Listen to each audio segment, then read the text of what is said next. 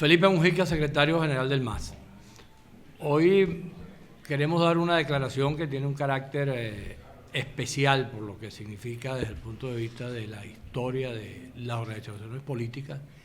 y en especial de la historia del MAS.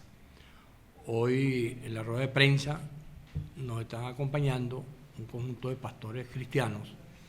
que dentro de la idea de la diversidad y dentro de la idea del pluralismo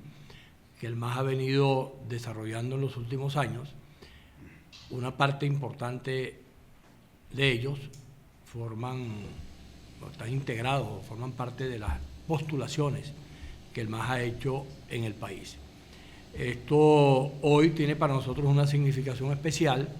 porque se trata de la reiteración de una visión plural, de una visión de amplitud que el MAS ha venido protagonizando. Lo señalamos cuando presentamos nuestras planchas, no solamente dijimos que habíamos presentado planchas en la totalidad del país, en los circuitos y en las listas, sino que esas planchas estaban integradas de manera plural, de manera diversa, con sectores que provienen de distintos sectores del país, disidentes del chavismo, disidentes de la MUC, dirigentes políticos, y hoy lo señalamos en términos específicos. También tenemos en nuestras planchas un componente importante de pastores cristianos. Esto está hecho dentro de una visión de lo que nosotros consideramos de ser esa asamblea que va a ser electa el 6 de diciembre, debe tener un componente plural, un componente donde estén expresados la totalidad de las versiones políticas que hacen vida en Venezuela, que pueda abiertamente garantizar que allí no es que va simplemente a expresarse dos sectores, dos minorías polarizadas, como las hemos dicho y las hemos llamado, que es el gobierno y la MUC, sino que además de ellos, además del gobierno, además de la MUC, estén también un conjunto de factores políticos respaldados por el MAS, respaldados por otra fuerza, que le den a la Asamblea la diversidad necesaria y que evite que esa Asamblea siga siendo lo que hasta ahora ha sido, simplemente un escenario de confrontación entre dos minorías que representan una parte del país, pero no representan a toda Venezuela, y que a los efectos de la solución de los problemas de los venezolanos, los problemas cotidianos, el tema de la inseguridad, el tema económico, el tema del desabastecimiento, está claro que esa asamblea jamás se ha ocupado de ninguno de esos aspectos. Bueno, este es un nuevo esfuerzo que estamos haciendo, inscrito dentro de una política de amplitud, de pluralismo, de convocatoria de todos los venezolanos. Yo voy a dejar a ustedes en el uso de la palabra a Roberto Suárez, que es un pastor cristiano que encabeza las listas del MAS en el estado Zulia, es el primero de la lista. Es Roberto, un activista político de vieja data, antes fue militante, acompañó a lo que en ese momento se llamó el chavismo. Hoy es un disidente del chavismo. Roberto fue miembro de la Asamblea Constituyente, fue miembro del partido del chavismo en aquella época y tiene toda una trayectoria política del estado Zulia vinculado a sus actividades como pastor cristiano. Yo lo dejo a él en el uso de la palabra para que pueda expresar desde su punto de vista exactamente cuál es la idea y lo que ellos piensan sobre este esfuerzo que estamos haciendo en conjunto. El MAS, como fuerza política venezolana, ¿qué opiniones merece dos puntos particulares que han sido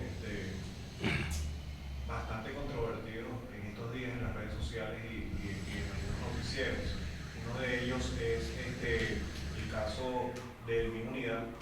y la utilización de algunos, o la supuesta utilización de algunos símbolos de la MUD en su campaña política. Los nombres duplicados quizás de algunos de sus candidatos con referente a los de la Mesa de la Unidad. Y la otra pregunta va relacionada en el caso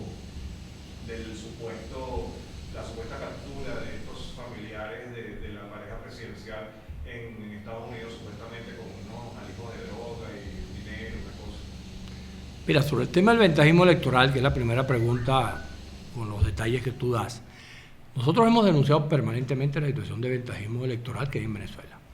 Lo hemos dicho de distintas maneras y hemos señalado casos particulares donde ese ventajismo electoral está de manera permanente utilizado por el gobierno, en algunos casos con la omisión del Consejo Nacional Electoral. Sin embargo, en este caso en particular, lo que tiene que ver con la tarjeta del MIN y la tarjeta de la MUC, si nosotros vamos a la historia de ese cuento, la tarjeta del MIN es anterior a la tarjeta de la MUC. La primera tarjeta que se produjo con ese tipo de diseño fue la tarjeta del MIN, no la MUC, porque fue utilizada en el año 2005 cuando se intentó ir a las elecciones y esa tarjeta fue señalada como la tarjeta que iba para el esfuerzo unitario, donde se iba en los acuerdos regionales. No hubo elecciones, no hubo participación, de los sectores opositores, pero ese partido seguía teniendo su tarjeta. Digamos que si a alguien habría que señalar de violentar lo que está pasando ahí es a la MUC, que le copió la tarjeta al MIN, si quisiéramos ver la historia como es. Ahora, que se parecen, que quedaron colocados uno al lado del otro, bueno, si eso ocurrió, eso es una torpeza de la MUC, que debió haber cambiado su tarjeta para que no se pareciera a la del MIN, pero esa es la historia verdadera de ese cuento. Lo demás es lo que se quiere señalar, que es lo mismo, porque cuando la MUC llega y dice, agarra y publica una publicidad donde dice, todas las tarjetas le pone el bigote de Maduro, y la única que no tiene bigote de Maduro es la de ellos, ¿qué está haciendo la MUC? Excluyente, sectario, está actuando sin comprender que puede haber opiniones diversas, que tú puedes compartir o no compartir lo que diga la MUC, pero una cosa que tú compartas o no compartas y otra cosa que tú seas acusado abiertamente de traidor. Ahí se comportan exactamente igual como se comporta el chavismo. Entonces, o como se comporta el oficialismo, para utilizar una palabra que se parece más a eso en este momento. Entonces, es simplemente la historia que cada quien eche sobre ese asunto, ¿no? Y sobre el otro punto, que es sobre la denuncia del problema del tráfico de drogas, yo creo que, lo dijimos ahorita, es imprescindible, más allá de lo que haya ocurrido allí de verdad, porque creo que hasta ahora los venezolanos no tenemos cómo formarnos una opinión en definitiva de qué es lo que pasó, porque ni desde el caso del gobierno, no el gobierno, de los organismos competentes, en el caso de los Estados Unidos, ha llegado información oficial que diga pasó esto y esto y esto y esto y esto y esto, y esta es la situación. Y de parte del gobierno de Maduro había una situación absolutamente absurda, lo dijimos en la rueda de prensa del lunes aquí en el MAS, cuando señalamos que el silencio de la pareja presidencial sobre el tema de la denuncia que estaba hecha en relación al tráfico de drogas, lo que hacía era crear confusión y crear una situación inaceptable por parte de los venezolanos. Los venezolanos necesitamos, porque es un problema de responsabilidad, que el presidente de la República y su esposa, cualquiera de los dos, le digan al país, mire señor, aquí lo que pasó fue esto. Más allá de lo que haya pasado, yo no puedo decir que fue lo que pasó porque a mí no me consta que haya pasado específicamente tal o cual cosa, pero ellos deben de saber qué ocurrió. Y el país está esperando una explicación, y el país se merece una explicación, y es una responsabilidad de ellos dar una explicación.